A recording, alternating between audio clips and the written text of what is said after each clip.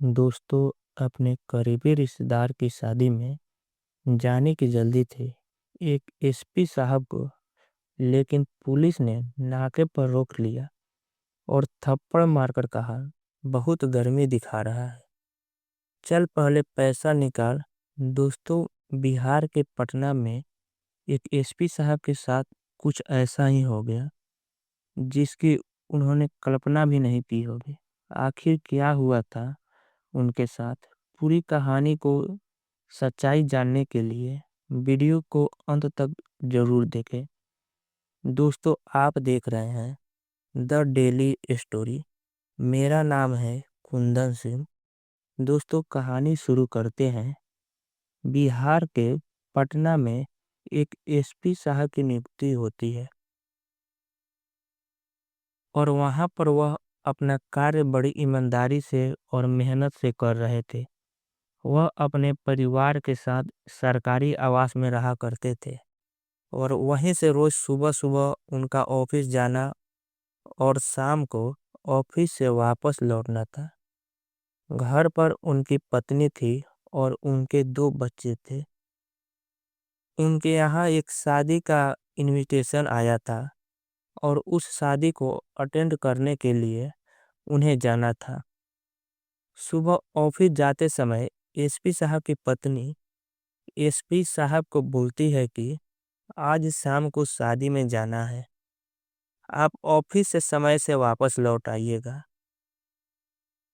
तब एसपी साहब कहते हैं, ठीक है, अगर ऐसी बात है तो मैं काम अपना जल्दी करके वापस लौट आता हूँ और फिर सभी लोग एक साथ शादी में चलेंगे। बात तय हो गई थी और बातें तय होने के बाद एसपी साहब डेली रूटीन की तरह अपनी गाड़ी में बैठते हैं और उनका ड्राइवर गाड़ी चलाता है और गाड़ी को लेकर वह सीधे ऑफिस पहुंच जाता है।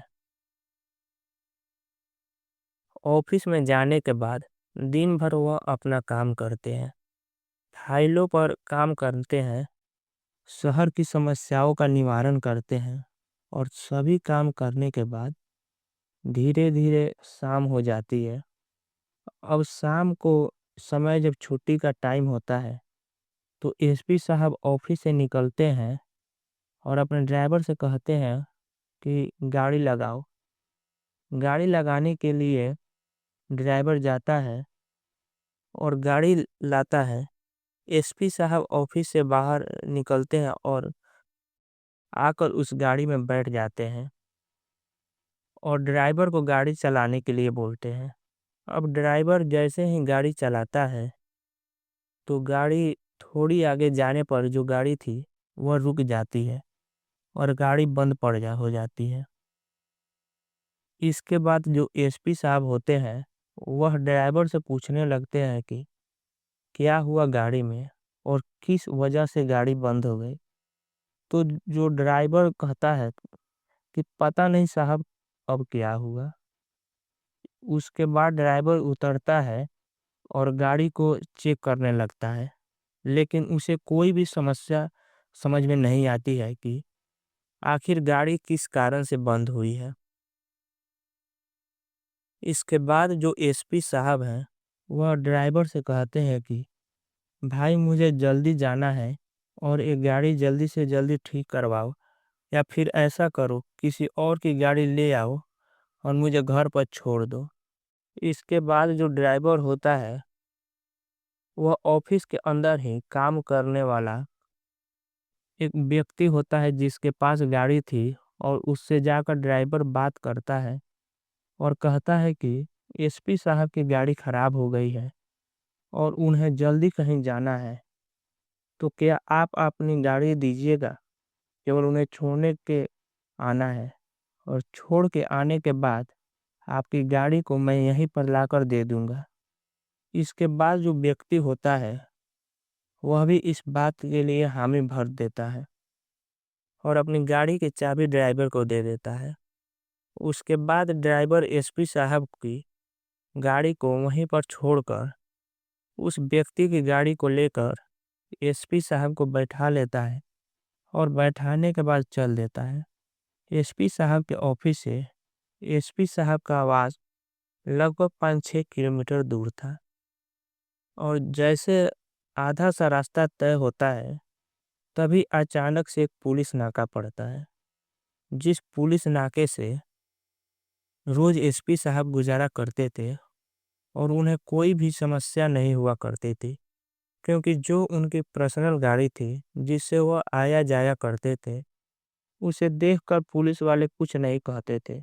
लेकिन आज वह गाड़ी दूसरी थी। जैसे ही एसपी साहब उस नाके को क्रॉस करने वाले थे, तो वहां के पुलिस वाले एकदम से आकर एसपी साहब की गाड़ी को रोक लेते हैं और रोकने के बाद ड्राइवर से कागज मांगने लगते हैं। अब एसपी साहब जब देखते हैं कि गाड़ी को पुलिस वाले रोक रहे होते हैं, तो इसके बाद एसपी साहब ड्राइवर से कह देते हैं कि चलो देखते हैं क्या करते हैं, गाड़ी को रोक लो, लेकिन इन्हें यह मत बताना कि मैं एसपी हूँ। यहाँ का इसके बाद पुलिस वाले ड्राइवर से गाड़ी के कागज मांगते हैं। और जब ड्राइवर से गाड़ी की कागज मांगते हैं जाता है, तो वह कह देता है कि साहब कागज पूरी है, कोई भी दिक्कत नहीं है, लेकिन कागज फिलहाल घर पर है, यहाँ पर गाड़ी में मेरे पास नहीं है। दरअसल ये बात भी एसपी साहब ने कही थी और बताया था कि तुम कागज मत दिखाना, और फिर देखते हैं कि यह किस तरह का फाइन करते हैं, या चालान करते हैं, या फिर क्या करते हैं।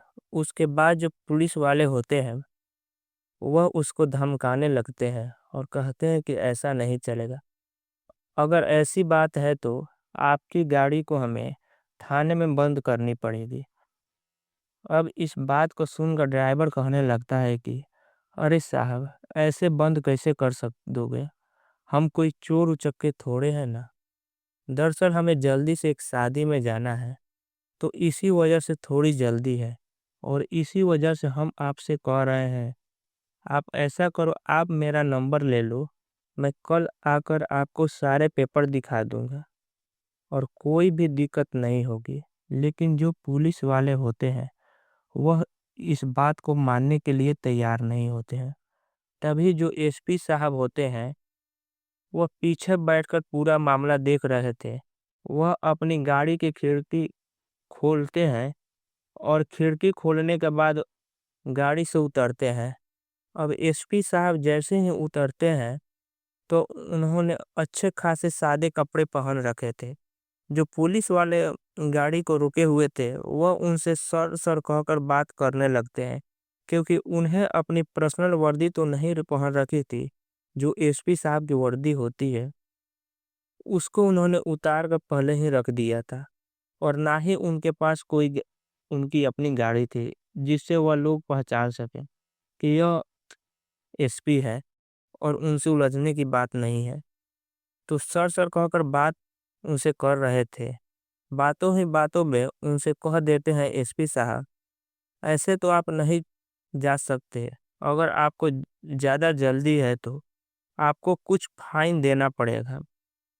इसके बाद एसपी साहब पूछने लगते हैं कि कितना फाइन बनेगा, तो वह बता देते हैं कि लगभग 10,000 बनेगा और इतना फाइन आपको देना पड़ेगा। एसपी साहब कहने लगते हैं कि भाई, यह हमारी अपनी गाड़ी है और इसमें कोई भी दिक्कत नहीं है। सारे कागज हमारे पास है, लेकिन फिलहाल घर पर रह गए हैं, तो कल हम आपको दिखा देंगे। ड्राइवर जो कह रहा है सही तो कह रहा है, इसमें कौन सी परेशानी है। लेकिन पुलिस वाले एसपी साहब की बात मानने से इनकार कर देते हैं। तभी जो एसपी साहब होते हैं, वह पुलिस वाले को देखकर मुस्कुराने लगते हैं और मुस्कुराते हुए उनसे पूछ लेते हैं कि यह बताओ, क्या तुम नए नए यहाँ पर पोस्ट हुए हो? अब इस बात को सुनकर पुलिस वाला थोड़ा सा तैश में आता है और कहता है कि साहब, आप कहना क्या चाहते हैं? मैं तो यहाँ 4-5 साल से काम कर रहा हूँ, और आपने मुझे यह क्यों पूछा? उसके बाद एसपी साहब कहते हैं कि भाई, मैं इसलिए पूछ रहा हूँ कि अगर तुम 4-5 साल से यहाँ पर काम कर रहे हो, तो क्या तुम मुझे नहीं जानते हो? अब इस बात को सुनकर जो पुलिस वाला था, वह थोड़ा-सा हैरान हो जाता है और सोचने लगता है कि कहीं यह कोई बड़ा अधिकारी तो नहीं, जिसको मैं नहीं जानता हूँ। इसके बाद पुलिस वाला कहता है कि नहीं साहब, ऐसी बात नहीं है। आप बताइए आप कौन हो? मैं तो आपको नहीं जानता हूँ। उसके बाद जो एसपी साहब होते हैं, वह मुस्कुराते हुए उससे कहने लगते हैं कि मैं यहाँ का एसपी हूँ और मैं अक्सर इसी रूट से जाया करता हूँ। लेकिन जब मैं रोज अपनी गाड़ी से जाता हूँ तो उस टाइम पर तो मुझे आपने नहीं रोका। आज मुझे जल्दी है और जल्दी में मुझे कहीं जाना है, तो इसी वजह से मैं किसी दूसरी गाड़ी से अपने साथ ले आया हूँ। दरअसल मेरी गाड़ी खराब हो गई थी, तो आज आपने मुझे रोक लिया और मेरे साथ इस तरह का व्यवहार कर रहे हो। अब इस बात को सुनकर जो पुलिस वाले होते हैं, वह एकदम से कँपकपा जाते हैं। वह सोचने लगते हैं कि एसपी साहब हैं तो यह तो हमारे बहुत कुछ कर सकते हैं और इनसे ही हमने पैसा माँग लिया। दरअसल पुलिस वाले ने उनसे कुछ पैसे माँगे थे, बिना चालान करने के। उनको निकालने के लिए एसपी साहब उनको समझाने लगते हैं और कहते हैं कि बताओ भाई, जब तुम हम लोगों के साथ ऐसा व्यवहार कर सकते हो तो आम आदमी के साथ तो बहुत बुरा व्यवहार करते होगे। इसके बाद जो पुलिस वाले होते हैं, वह हाथ जोड़ने लगते हैं और हाथ जोड़कर कहने लगते हैं कि सर, ऐसी बात नहीं है। दरअसल जो भी यह पैसा वसूला जाता है या हम लोग जो पैसा वसूलते हैं, उन पैसों को ऊपर तक पहुंचाना पड़ता है। इनमें सभी को देना पड़ता है। तो एसपी साहब इन बातों को सुनते हैं और सुनने के बाद कहते हैं, ठीक है, ऐसी बात है तो मैं इन सभी चीज़ों पर बाद में गौर करूँगा। लेकिन अभी मुझे कहीं जाना है, आप लोग आगे से हटिए और मुझे जाने दीजिए। इसके बाद एसपी साहब गाड़ी में बैठ जाते हैं और वहाँ से सीधा अपने आवास पर पहुँच जाते हैं। आवास पर पहुँचने के बाद ड्राइवर गाड़ी को वापस ले आता है और वापस लाने के बाद उस व्यक्ति को दे देता है। ड्राइवर अपनी गाड़ी को मैकेनिक के पास ले जाता है और वहाँ पर उसे ठीक करके वो वापस से एसपी साहब के पास पहुँचाता है और उन्हें उस फंक्शन के लिए ले जाने लगता है। एसपी साहब का पूरा परिवार उस फंक्शन के लिए तैयार हो गया था और वह सभी लोग उस गाड़ी में बैठकर उस फंक्शन को अटेंड करने के लिए चले जाते हैं। वहाँ पर जाने के बाद अच्छी तरह से फंक्शन को एंजॉय किया जाता है और उसके बाद एसपी साहब अपने परिवार सहित वापस अपने घर आ जाते हैं। अब रात के समय जब एसपी साहब बिस्तर पर आराम कर रहे थे, तो बहुत कुछ उन पुलिस वालों के बारे में सोच रहे थे, जिन्होंने आज उनकी गाड़ी को रोका था और उनसे 10,000 की डिमांड की थी। वह सोच रहे थे कि अगर इस तरह से वसूली कर रहे हैं, तो एसपी ऑफिस के अंदर काफ़ी सारा पैसा आना चाहिए। लेकिन इतना पैसा नहीं आता है। आखिर वह पैसा जाता कहाँ है और कौन-कौन इसमें शामिल है? इसी बात को सोचते हुए रात भर में उन्होंने फैसला कर लिया था कि सुबह उठते ही सबसे पहले उन्हें वहाँ के कलेक्टर साहब से बात करनी है और कलेक्टर साहब को यह सारी बातें बतानी थी। दूसरे दिन सुबह होते ही वह सुबह-सुबह एसपी साहब उठकर सबसे पहले रोजमर्रा के काम करते हैं और उसके बाद सीधा अपना फ़ोन निकालकर कलेक्टर साहब से मीटिंग के लिए बात करते हैं। अब एसपी साहब के कहने पर जो कलेक्टर साहब होते हैं, वह कहते हैं कि मुझे कहीं जाना है, मैं आपके आवास पर आ जाता हूँ मीटिंग के लिए। कलेक्टर साहब वहाँ से सीधे एसपी साहब के आवास पर ही आ जाते हैं उनसे मीटिंग करने के लिए और वहाँ आकर उनसे बातें करने लगते हैं। तो बातों ही बातों में जो एसपी साहब होते हैं, उनको बता देते हैं जो उनके साथ कल हुआ था और उन्हें बताते हैं कि पुलिस वाला कह रहा था कि इनमें सभी का हिस्सा होता है, तो मैं अकेला इस चीज़ में शामिल नहीं हूँ। इस बात को सुनकर जो कलेक्टर साहब होते हैं वह भी बड़ी हैरान होते हैं और इसके बाद वो मामले की तह तक जाने की कोशिश करते हैं। कलेक्टर साहब एसपी साहब को आश्वासन दिलाते हैं और कहते हैं कि आप चिंता मत करो, इस चीज में जो भी शामिल होगा उन सभी के खिलाफ सख्त से सख्त कार्रवाई की जाएगी। लेकिन उसके लिए हमें सबूत चाहिए होगा और उसके लिए पहले हमें सबूत जुटाना पड़ेगा। इसी चीज को सोचकर कलेक्टर साहब वहां से चले जाते हैं और मन ही मन सोचने लगते हैं कि ऐसा क्या किया जाए कि जो उन लोगों को रंगे हाथों पकड़ा जाए। इसके बाद जो कलेक्टर साहब हैं वह मन के अंदर कुछ बात सोच लेते हैं और उस बात पर काम करने का फैसला करते हैं। इधर जो पुलिस वाले थे उन्हें इस बात की कोई भी दिक्कत नहीं थी, ना ही उन्हें यह भनक थी कि उनकी बात कलेक्टर साहब तक पहुंच गई है। और कलेक्टर साहब ने भी इस बात को गुप्त रखा था, क्योंकि जब एसपी साहब से मिलने के लिए गए थे तो वहीं पर उन्होंने बताया था कि इस मामले की तह तक जाने और तह तक जानने के लिए इस बात को गुप्त रखना जरूरी है। अब पुलिस वाले इसी तरह से गाड़ियों से पैसा मांगा करते थे और चालान का डर दिखाकर उनसे कुछ पैसे ठग लिया करते थे। लगभग 6-7 दिन बाद अचानक से पुलिस वाले एक और गाड़ी को रोकते हैं, जिस गाड़ी की हालत काफी ज्यादा खराब थी। यानी आप कह सकते हो कि वह गाड़ी रोड पर चलने लायक नहीं थी। इसके बाद जैसे ही उस गाड़ी को वह रोकते हैं तो उसके अंदर एक साधारण सा व्यक्ति साधारण कपड़े में बैठा हुआ था। उसकी लंबी लंबी दाढ़ी मूछें थी और माथे पर ऊनी कपड़ा बांधा रखा था। उसके बाद पुलिस वाले उस गाड़ी को रोकते हैं और रोकने के बाद उससे कहने लगते हैं कि हाँ भाई, ये गाड़ी तो रोड पर चलने की चलेगी ही नहीं और इसको तो जेल में बंद करना होगा। इसके बाद उस गाड़ी के अंदर जो व्यक्ति बैठा हुआ था वो गाड़ी से बाहर आता है और उनसे हाथ जोड़कर रिक्वेस्ट करने लगता है। कहता है कि साहब, ऐसा मत करो, यह मेरे पिताजी की निशानी है और इस गाड़ी को आप बंद नहीं कर सकते। आपको जितने भी पैसे चाहिए मैं उतने पैसे दे दूंगा, लेकिन आप इस गाड़ी को जाने दो और मैं आज के बाद यहाँ से इस गाड़ी को नहीं निकालूंगा। इसके बाद पुलिस वाले उससे कहते हैं कि अगर तुम इसे छुड़ाना चाहते हो तो इसके लिए काफी ज्यादा पैसे लगेंगे और तुम्हें लगभग 20,000 देना पड़ेगा। इसके बाद वह गाड़ी वाला तो कहता है कि साहब, यह तो बहुत ज्यादा है, इतने पैसे मैं आपको नहीं दे पाऊंगा। आप ऐसा कीजिए, आप मुझे आज जाने दीजिए।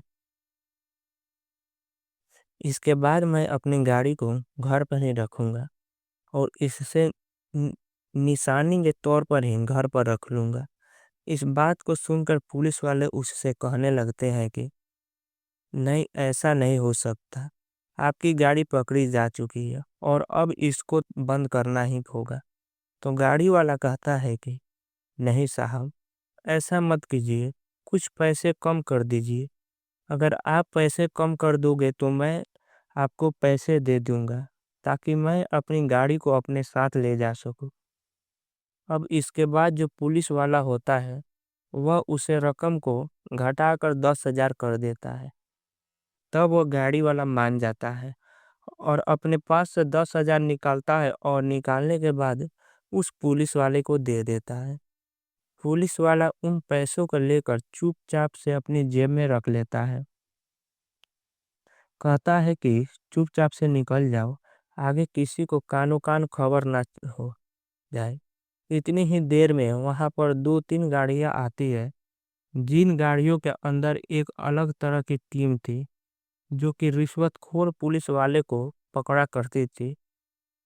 वह आते ही और अपने साथ एक केमिकल से भरा हुआ डब्बा लेकर आती है। आने के बाद तुरंत से उन्होंने उस पुलिस वाले का